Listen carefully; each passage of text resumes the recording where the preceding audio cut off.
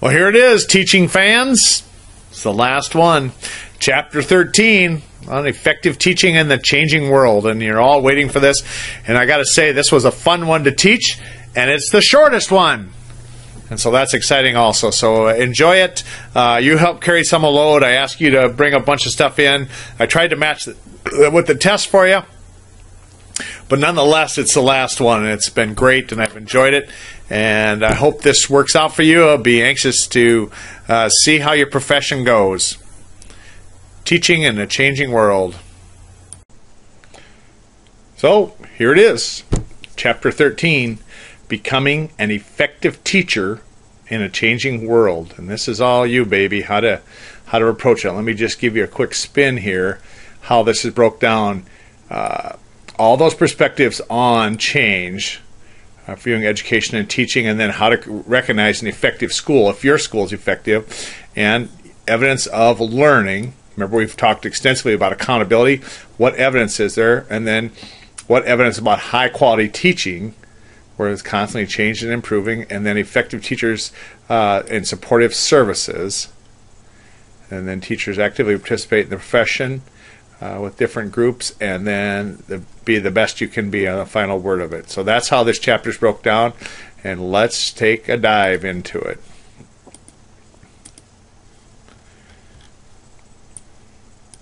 So first of all, the different perspectives, and that's if you haven't taken that away from here, you haven't been paying attention, is how different views are on this, and how vast, just as you have all expressed such different views of things. So this is, here I've highlighted idealism versus realism, local control versus direction from the federal, central federal government. Probably none more than that issue of who should be running our schools, the federal government, the state government, or our local schools. And as you know, who's responsible is the state government. That's what's so interesting about the federal government seizing control of our schools. But it'll continually be a debate, and 20 years into the profession, you'll still be debating that. And then down here I highlighted your every effort as an educator must first and foremost be aimed at improving the learning of all students. And when you wake up in the morning, if this isn't what's on your mind, then maybe you won't be in the right profession. What can we do to improve that learning? So how about these recent trends? If I could jump down here, much of what teachers did well in the past probably not going to work in the future. Much as what you see effective teaching today will probably not be in a decade from now. And why is that? Well, for the most part, it will be technology, the change in technology. So let's jump over here to this 13.1, I believe, is over here. Yes. And I'm going to clip this and give this to you to bring in right here. Here's the different trends and what implications it was for the school, how it changed it. This economic recession, mortgage default, bankruptcies and stuff, or increased expectations for accountability. And we've talked about that enough. Is what about accountability? What expectations we have, and then availability of research and evaluations and findings, increasing student diversity. And then, of course, this one changes. The big game changer is technology. Social networking, okay. So let me go back over here. I better get started over here on this. And that will be number one. Will be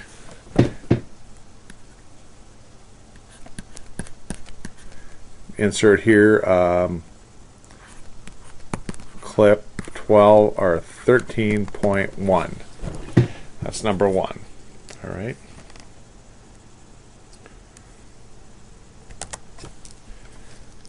So what is this continuous pressure? Well, this continuous pressure to reform is ongoing. And as it states here, national trends like overall pattern of federal reform strategies, levers for fixing school are these four things, and I want you to bring those in. But first of all, let me just give you this about reform.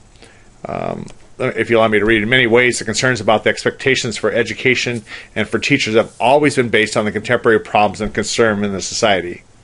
Okay, again, the contemporary things, meaning what's happening right now, is what makes us think schools need to change. And when there has been a problem in society, policy makers have typically turned to schools as a source of this to solve the problem. Okay, so think about that. We haven't talked about that enough, but this is, if there's any problem in society, what happens is we bring it to the school. And they know if you want to control society, control the schools. That's the reason the federal government is so anxious to take control of the schools with a national curriculum. Oh yeah, you don't believe this? Where did we take it when we thought too much smoking, drinking, drugs, texting and driving, teen pregnancies, teen children, obesity? Your newest one is obesity. Where do we take all that? To the school. And so if you want to change the mindset of the country, of the population, you change the school. You grasp control of the school. And how do you do that? You don't even need the teachers. You take the curriculum. And then you can control the way people think. Okay? And this pattern of moving from crisis to crisis is called school reform. Okay? And has repeatedly as discussed in this section here. Okay? So, reflecting on the overall pattern of federal reform, one of the challenges is you as teacher not be able to see overall patterns and themes. It's all too easy to become fully occupied with details of the moment. And this is what we're accused as teachers, that we're only occupied with the moment. We're not seeing the full picture. This is why the feds also have to get involved. They say you, as teachers, cannot grasp the size of this. Each day is a class period. Each week will be filled with tasks and demands, but be sure to regularly take time to pull back and view the big picture. Okay. Otherwise, you run the risk of not seeing the growth. So that is the part of this reflection. Metaphor of not seeing the details of a tree, but of also being able to see the forest. And of course, they're feeling the high-quality teachers do both. So what are these different levers to fix the schools? Well, you can fix the parts, or you can fix the people, or you can fix the school, putting one of the various school-wide reforms, or you let the federal government try and fix the system. And that's what you get here. This is number 2, are those 4 levers.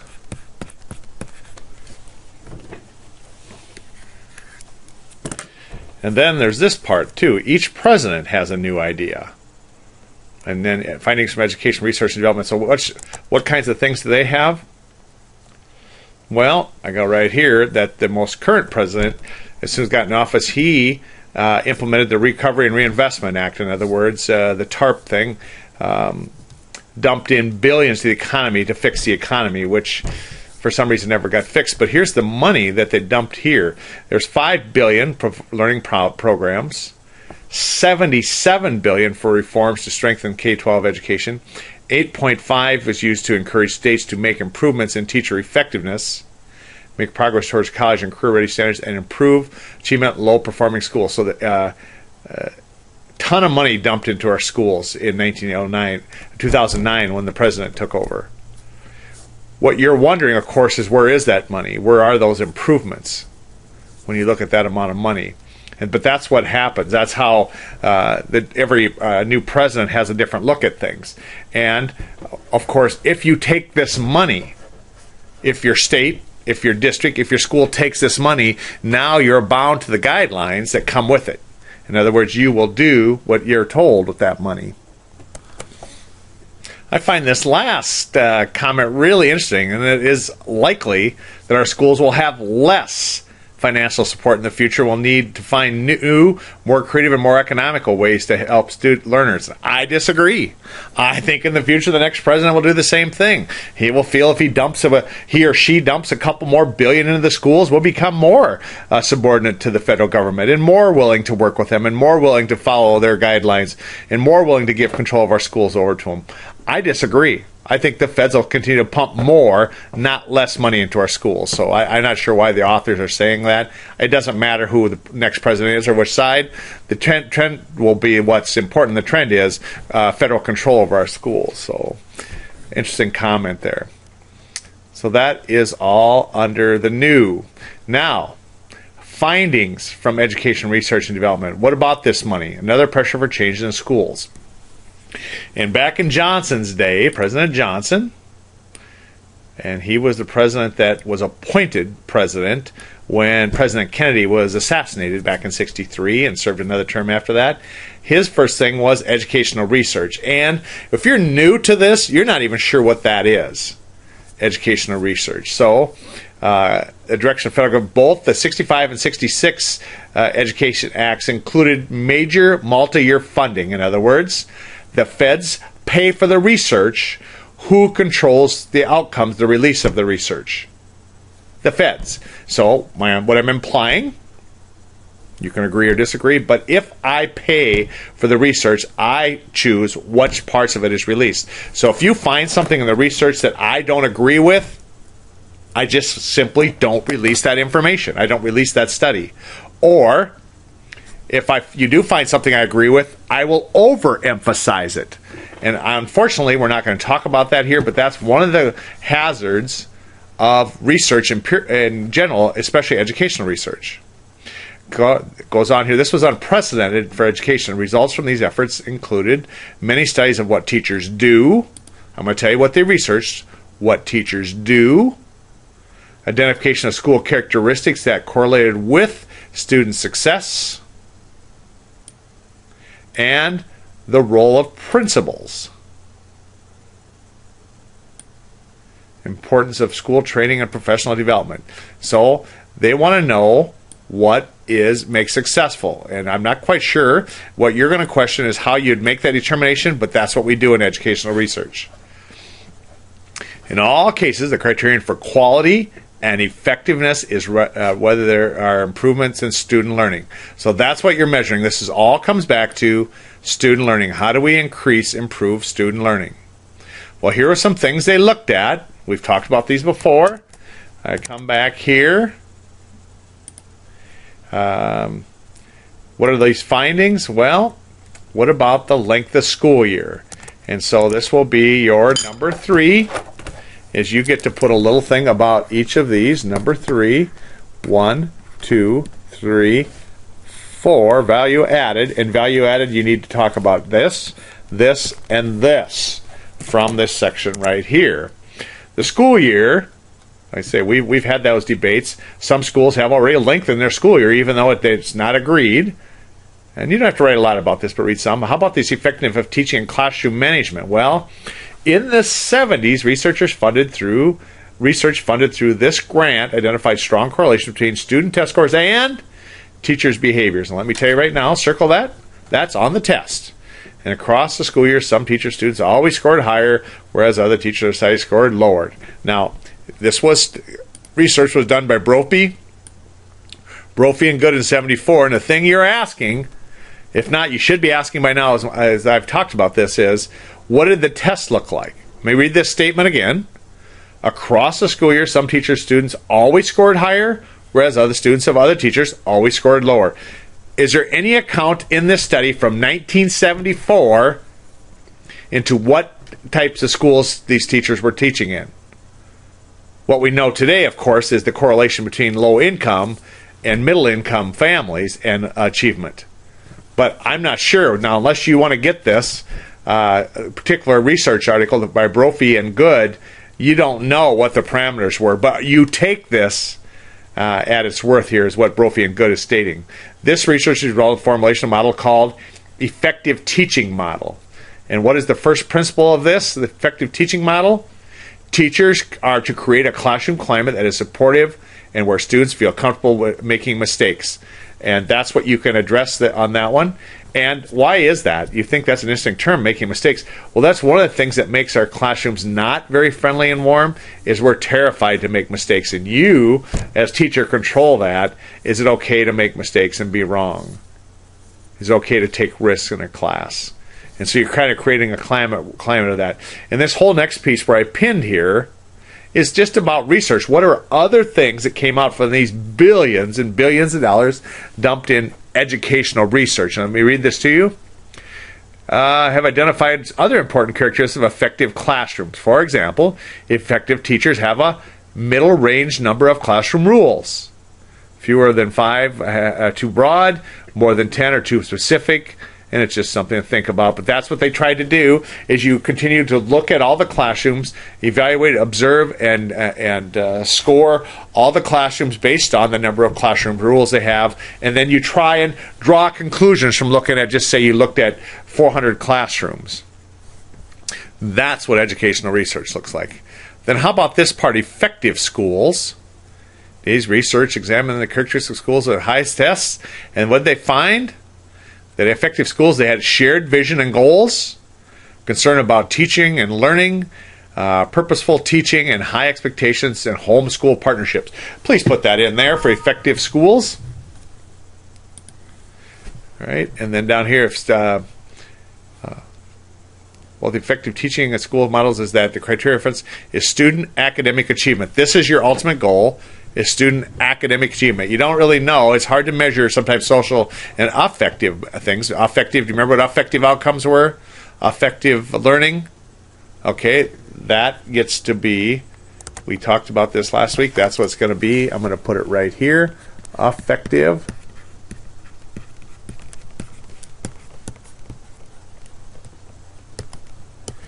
This is inside of here. This is number 4. And please double mark that for me so I can find that amongst your other stuff. What is affective learning? Because on this particular one, they're talking about criterion for effectiveness is academic achievement. What about social and affective? You know what social outcomes are, but what about affective outcomes, effective learning?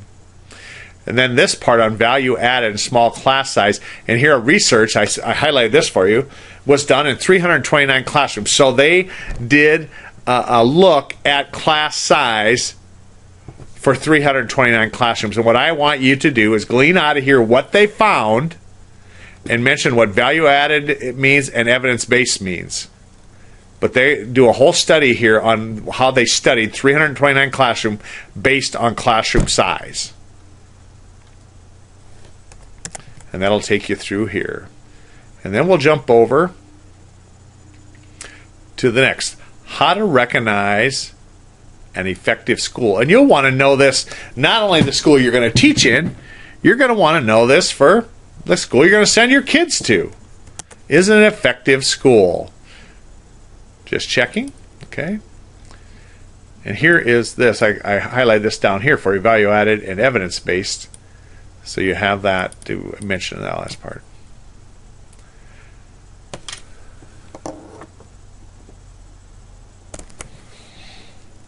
So how you recognize effective is now they quantify everything. Quantified meaning assigning a number. So you have indicators. Now you can judge the quality of schools because from research we determined a number of things to look for, indicators for quality schools. So first is this highly driven data decision making. Let me jump back over here, and it's going to list them here, but I'm going to take you over here and ask you to do this part, and this is number 5, and this is 1, 2, 3, 4, 5, 6, and 6 includes these 2, and 7, and these go with this. And again, I'm going to walk through these and try and give you some information, pick out some highlights for this. But the first is data-driven decision making, and there's 3 tiers to this process. Let's go look at what they are.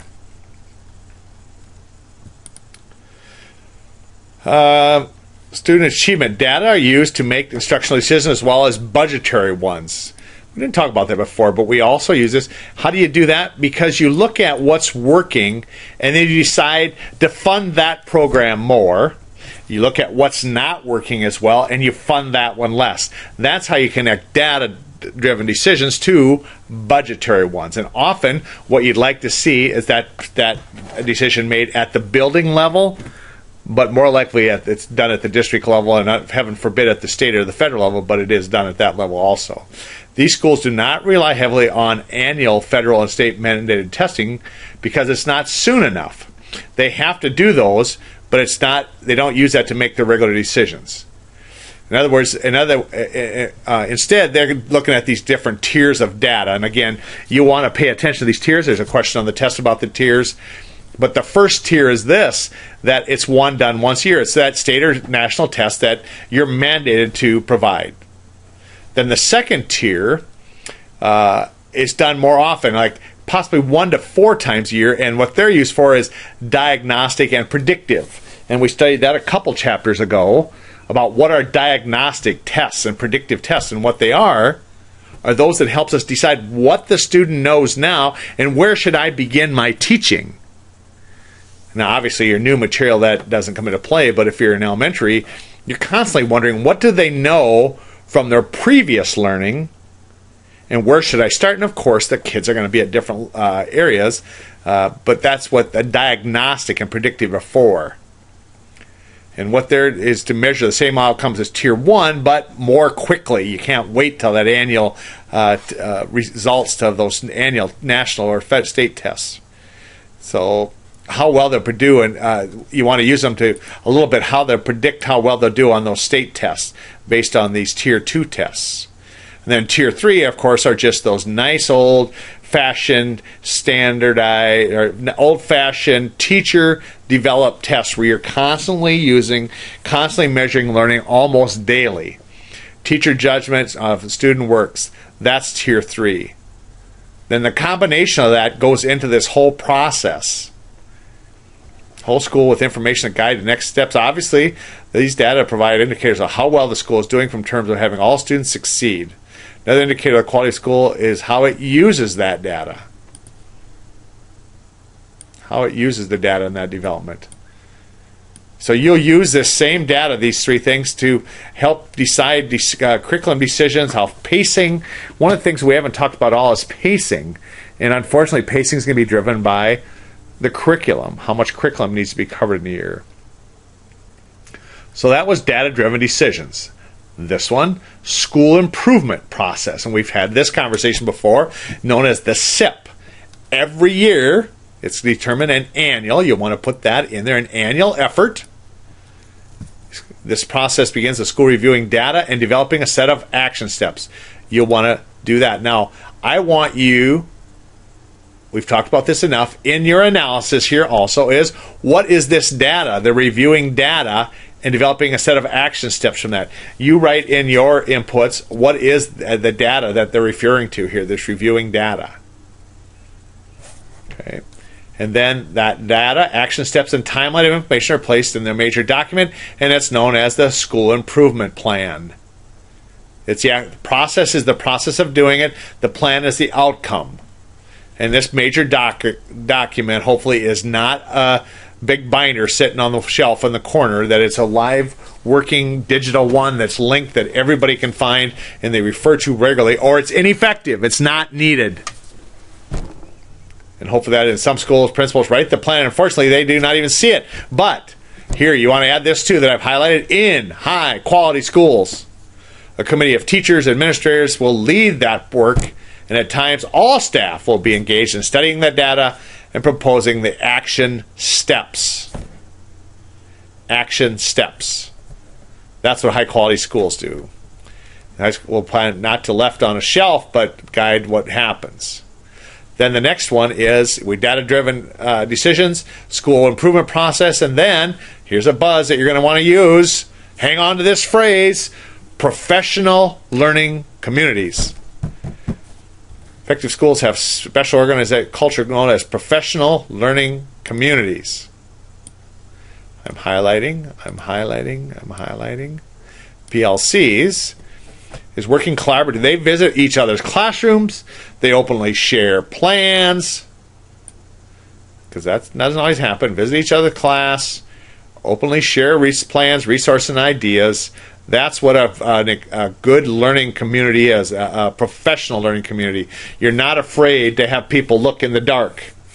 that you lift up, you open your door so people can see what you're doing, and you get to see what others are doing, hopefully to improve you, improve the process, improve the whole learning community by sharing. Shared vision of the school, what teaching and learning should be like. There is a mutual respect.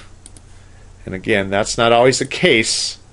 You have to develop that, a mutual respect and high levels of trust, regular introduction to new ideas.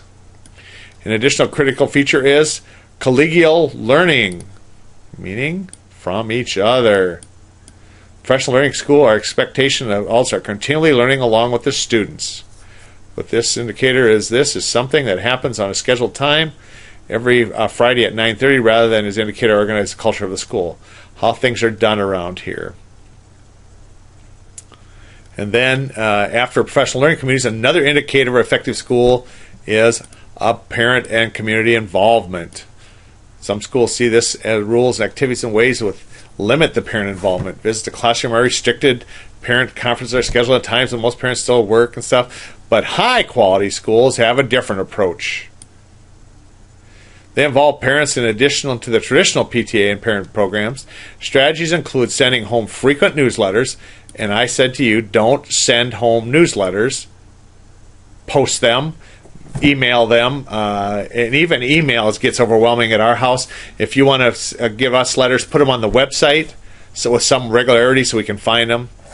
Goes on and says having class web pages. Using voicemail, calling to homes to inform parents about student homework, assignments, and holding early morning activities such as donuts for dads, muffins for moms, and stuff like that. So these are some things you mentioned about community involvement, parent community involvement, all things that, because we now know that most effective schools have parents there. And I enjoy it. I wish they would include us more. I love being in the school and seeing what's going on because it gives me a feel for the culture.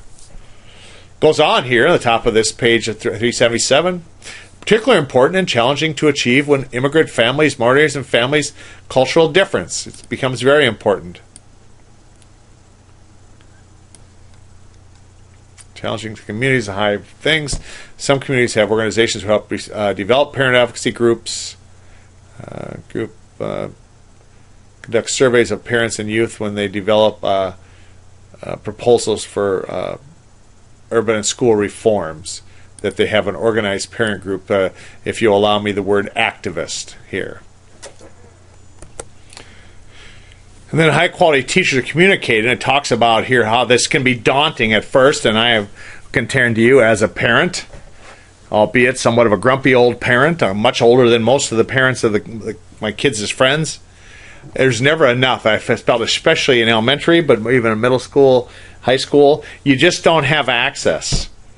For one thing, in a big community, these people we don't live with them in the community, we don't see them. Often they drive in. When I taught in a smaller community, I lived with the teachers, and I lived with all the parents, and I went to church with them, I shopped with them, I went to games with them. In our bigger schools, now that doesn't happen, so we lose that contact. And now, this is really whiny, but now they're barricaded inside. That even to get in and visit with teachers, you got to go through a whole process. Some places we're walking through scanners and have to be frisked and stuff like that. But even our local schools here, it's a big process, and so it's never as warm and inviting. And we do it, of course, all in the name of safety, but it takes away from this. And I never feel like I connect well like I'd like to with those teachers. And here's what I'm going to say to you: you're teaching my kid. I want to know your heart. I want to know what you're about. I want to know where you're coming from. I mean, you're going to get unbelievable access to my kids. I'd like to know you. And there's just not time for that. And it talks about here how it's overwhelming at first. But it's a whiny thing. And you can do some of that digitally. You can do some of that with your website and those kind of communications. But if I haven't said it before, I teach the class on parent-professional collaboration. And in there I say a number of times, time is always a factor for you as a teacher. Having enough time to do all the things you want is always a factor. And I bet within a couple years of you teaching, you will come back to me and say, time is always a factor. Then this part here is interesting. Go into this about effective principles. And it's interesting. We look at this more than we did in the past. What am I looking for right here? These effective principles, like what are the supportive principles, what are their leadership styles, those kinds of things. It's somewhat new, this whole approach. And the principal plays an incredible role. The responsibility of that principal is to be this, here's a buzzword, is an effective facilitator of the learning in your school. And every one of them has this unique facilitator style, just like you would if you're in a business, if you're working in industry. What is this style that you're trying to figure out? So this is one, is your visionary and supportive principal leadership. And it gives a bunch of scenarios here. And please pick through these, as there's some questions, 2 questions on the test, I believe, about these particular different styles based on these scenarios. But I want to jump down here to this, and that is principal's facilitator styles. You're either an initiator, a manager, or a responder. And I'm going to move this over here also, and this will be your number 6, is clip 13.2 goes right here. And I want you to have that. What are the styles? Well, this initiator have clear, strong-held images of what school should be like. They focus on what would be the best for the students, have a passion for the school, support their teachers. They use data. That's a big one. Remember the data. Expect teachers to be involved in beyond the classroom and champion the school to parents, community, and the district. But managers are knowledgeable about policies, rules, and procedures. They also are skilled at obtaining and managing resources, including dollars and materials. And that's going to be a big part of them, is dollars and materials. They expect teachers to follow procedures, get lesson plans, reports on time, and this. And then a responder, they respect their teachers and assume that they know what needs to be done. They trust teachers and others who take the lead and don't believe principals need to monitor each classroom closely. They're friendly and always ready to go. So you look at your principal when you begin teaching, and you determine, are they initiator, are they a manager, or are they a responder, based on what you know here.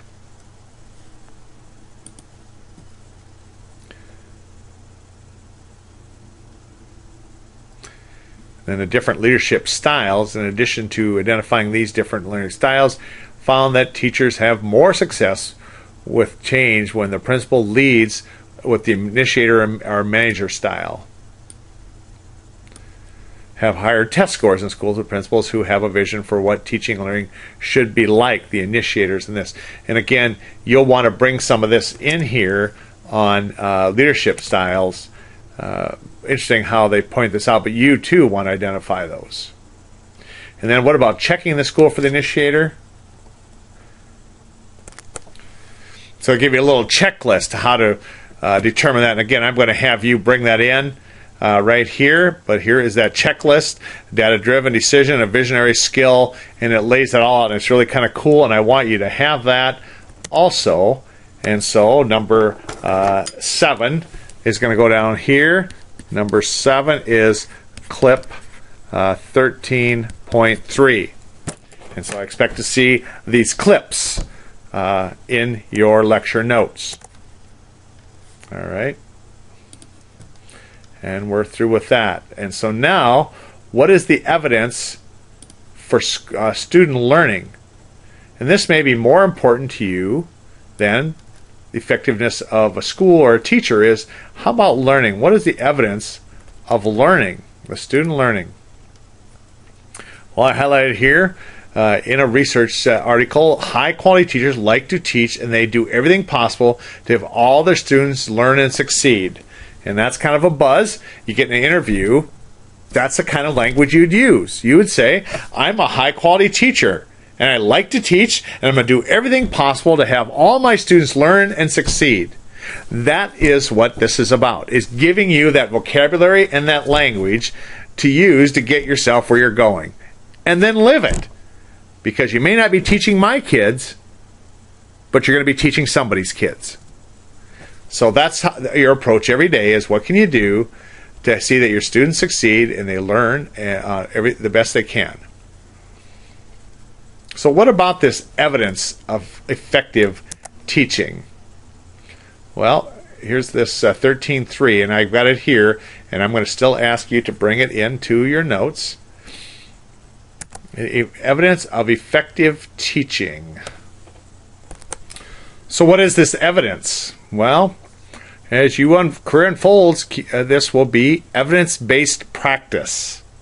Evidence-based practice. And again, it's buzz. It's stuff, it's vocabulary you want to use. It's something you want to be familiar with and comfortable with. And what is that? Be judged based on data about student performance. This is how it's changed. It used to be on how the school looked, what the facilities looked like, how nice it looked. Those, and I'm telling you, those, whether you believe it or not, those things are still important. But when we compare schools, we're going to look at the data of your students. Now, schools and teachers are evaluated by test scores and graduation rates. And not graduation rates, test scores, graduation rates, and daily attendance. Some are still trying to evaluate schools based on what they call school climate. I see South Dakota just decided to tank that one for a while. But South Dakota also evaluates their schools based on test scores, graduation rates, and daily attendance. Daily attendance rates. What percentage of your students are there every day, and how do you figure that out? Simple. You simply say, gee, here's easy numbers. We have 100 kids enrolled in our high school, and on an average we'll have 90 of them here. That's a 90% attendance, and by most measures that would be low. Now let's ramp it up and say you had 1,000 kids. 90%, you would hope that you have more than 900 attending daily. But that's how you would figure out attendance. But that's effective here. And let me show you where we're at here. This is number 8.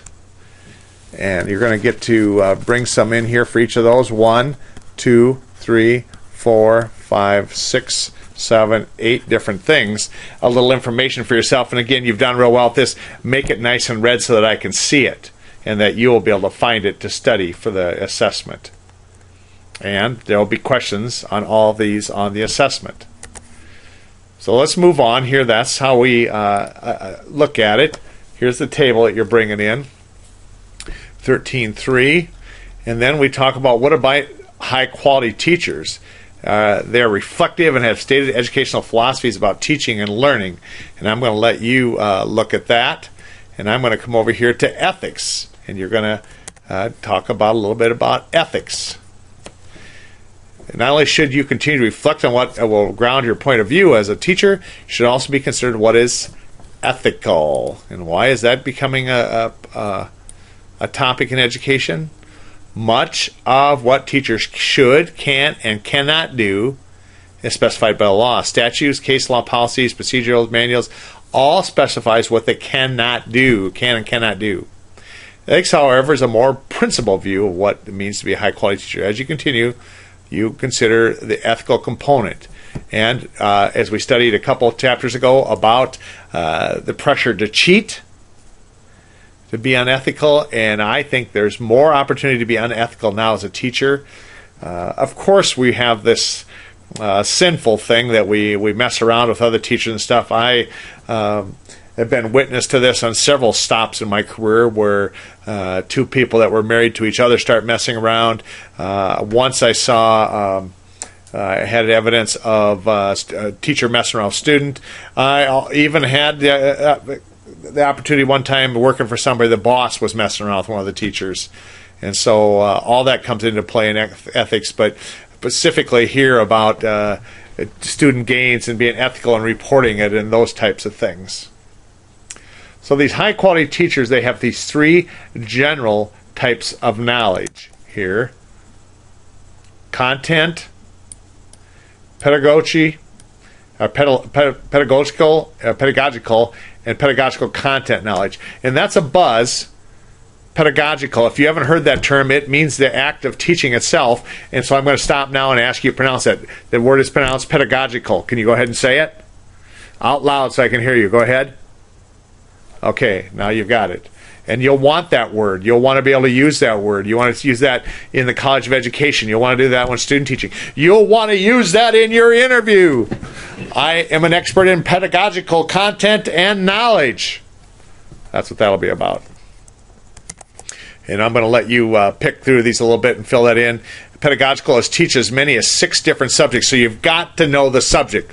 That's why I encourage students I work with, you've got to excel in these general education courses to have a solid content knowledge. And that's one of the things I could pick up right away when I'm observing student teachers, which ones are not as secure, not as confident in the content. And like I said, this can really be burdensome for an elementary teacher who's trying to teach math and science and writing and handwriting and spelling and reading and science and social studies and geography, all those things, and to try and be an expert in all of them. So it's really important that you have content knowledge. How do you know the subject?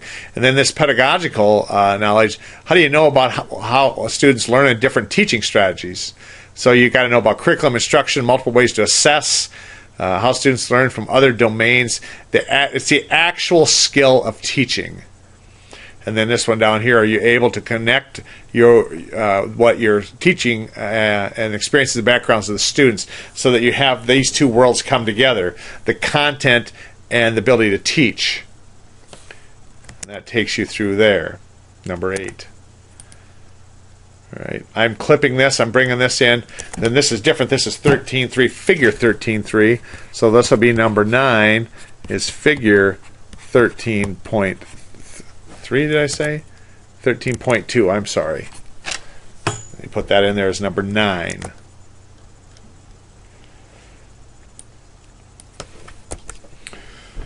So what about high quality teachers? Let's take a look here. High quality teachers constantly change and improve. And I tell you, in my years in the business, it's changed a lot, but it's changed more in the last 5 years than in the first 25 I was in the business. And the next 5 are going to change more than the last 30. And so one of the things that you'll have to come to the conclusion is you will be making some changes. So what are those concerns? What are your concerns about being a teacher, and what are the resources you'll have? So let me just take you over here, and just this starts out says the different kinds of concerns. You may have mixed feelings and perceptions, and that's every day. And folks, it's not just in teaching. I don't care what profession you're in. It's in a changing, rapidly changing world right now in our country and in our society, and so that's everywhere. But here, if you're not reflecting every day in this business, deciding how to change to and adapt to be more effective, you're going to get left behind. And that's what this is all about. And this whole thing here, I can't remember where we're at. We're on number 10 here, and you'll address number 10 here. And some of these will be okay, but 1, 2, this all goes together. I'm just going to put this because you're going to put a little something with each of those, and then this one will be big here. Okay, and I'm going to put you a text box right here. There, I'm going to have this text box here for you to respond to also because it expands. But let's go back and look at it. So what are your concerns about becoming a teacher? And number 10 here, as you address these, you just take a minute, stop this, and just reflect, what are your honest concerns? And I know as we come to the conclusion of the course, we've covered enough things. You must have some things on your mind. So please put something in here for you to reflect back on what your concerns are. And it comes over here and says your concerns and the change that unfolds will have different processes. And it takes a nice job here walking you through these for at the beginning at various stages of this. So research groups concerned in these categories. You're unconcerned. You focus on things that are unrelated to reform. And then yourself, you're uncertainty about what is demanded, need information. And then the task, about time, logistics, and this. And then the impact, concern on how change will impact the student learning. And this is the order. I think there's a question on the test, what is the order? And then I say reflecting on your own concerns, and it talks you through that too. I have clip 13.4, and I'm going to ask you to bring that right here. This will be number 11, 13.4 in here. But what is your concerns here? And I want you to read this and respond to this part here for reflecting on your own concerns.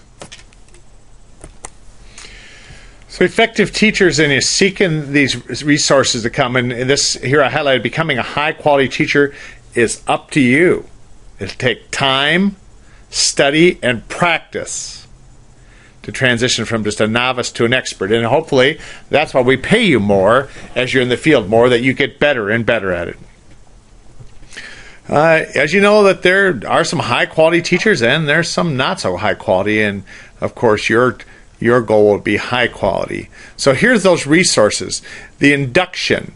We used to call these the induction years. Those first 3 years we would say would be the induction years. And what it says here, it used to be that you didn't pay any attention to new teachers. You expect they could get up to speed, but now there's a number of things. New teacher orientations, new employee workshops, teacher mentors, school-based specialists, all these. And if you have a digital book, you get these also, some videos that right here that I was going to show. How principals can be a valuable experience. There's a link to those someplace, but I won't take you there now. All those things from the induction years, and that's what I'm going to have you do here. And this is number 12. And it gives you a little something, but I want at least one more line that you make nice and red for each of these. 1, 2, 3, 4, 5, and 6 different things that you do for yourself here out of the textbook. And then the future of technologies is interesting too. The rapid change of this, and I just said to you, if there's anything that's changing at an alarming rate, it's the technologies. And when I say that, I think this. I think already you're going to see where we get the kids to get those phones out of the lockers, out of their pockets, out of the book bags, and on top of the desktop to use it. I think we'll arrive at technology, and that's what it looks like. That they're small, very portable, that are all well connected, and that's what they're working from. If you continue to fight kids telling them put away, now, I know some of you already said to me, what's that going to look like in the future? What if students only can work with their technology? Well, I told you too, that's kind of how this pendulum swings back and forth. That what may happen in the future is we have to pull back from this, but right now that's where we're headed at rocket speed. And you'll get to respond to this on who is right here. Should technology be used in every classroom? And so I'm going to go ahead and put that up for you also here so we can take a look at that.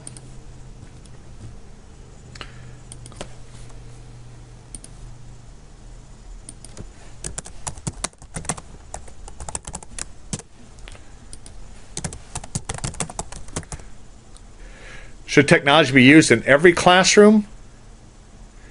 And again, I'm going to ask you not to respond to that until you have read that whole thing. And then, of course, I'm going to put it down here for you to respond to. How I do that with a widget, discussion area.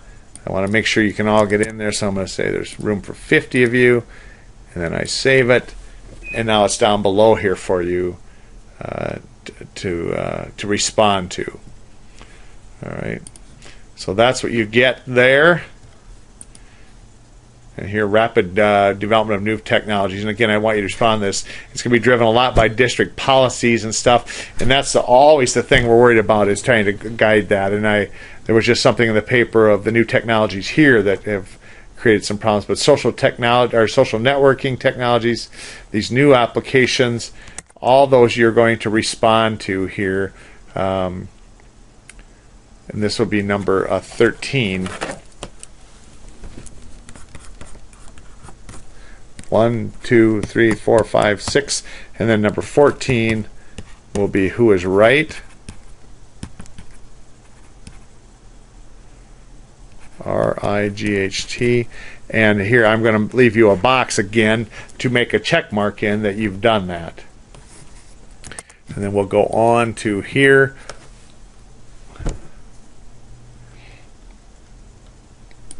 School-based administrators.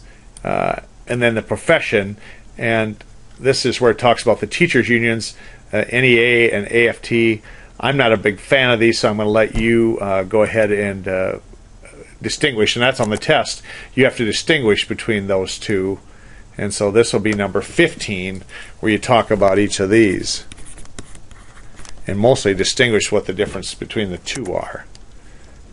And political action committees, I'm going to put that in there. And then professional associations, you can very briefly respond to that. And I just took you to the last thing here, and this is what I want you to put here on the last is the final word. This will be, I think it's number 16. Final word is just this very thing here, and that is profession is teaching will be continue to be challenging. The pressure of you is to continuously find better ways to teach, and that will be the final on that. And you will have completed all the lectures for EDFN 338 Foundations of American Education. Good luck to you.